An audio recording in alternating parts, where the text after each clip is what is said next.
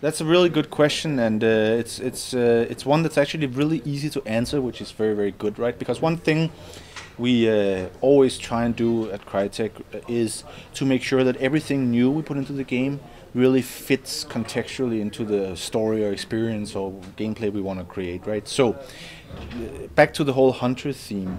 Obviously, the most rudimentary weapon in kind of human history is things like bows and spears and stuff like that. And a bow is a kind of a advanced physical contraption, yet it's very, very simple. And Prophet is the most advanced soldier or war machine in the world, so giving him the most rudimentary weapon is an interesting juxtaposition.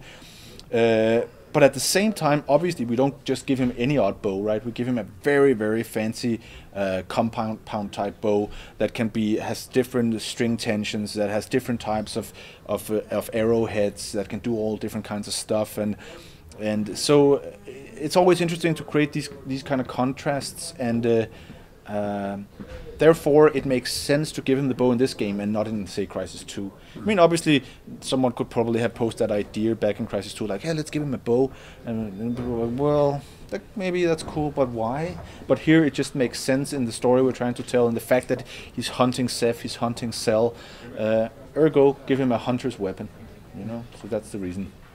Crysis, the narrative and background information and characters also, and actually the suit also kind of being a character in the game, is very important, and it was a very important thing for us to wrap up Crysis 3 properly, make sure that, I mean, people keep asking for good reason, you know, but didn't Prophet blow his brains out, and what was that coming back in the end? Is that just an AI? What is it? What's inside the suit? Blah, blah, blah, blah, blah.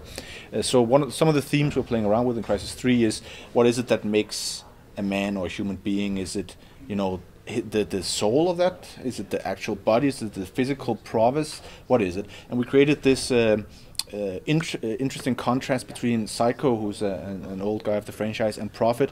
Psycho having been ripped out of his nanosuit, not really feeling like he's the man he used to be, and Prophet being in the nanosuit but being so infused with Ceph DNA by now that he is a little confused about whether he's actually still even human, and so that's one of the themes that has been ongoing through the franchise, actually, but it's being pushed very hard in this game, and and that's one of the beats that we really want to wrap up.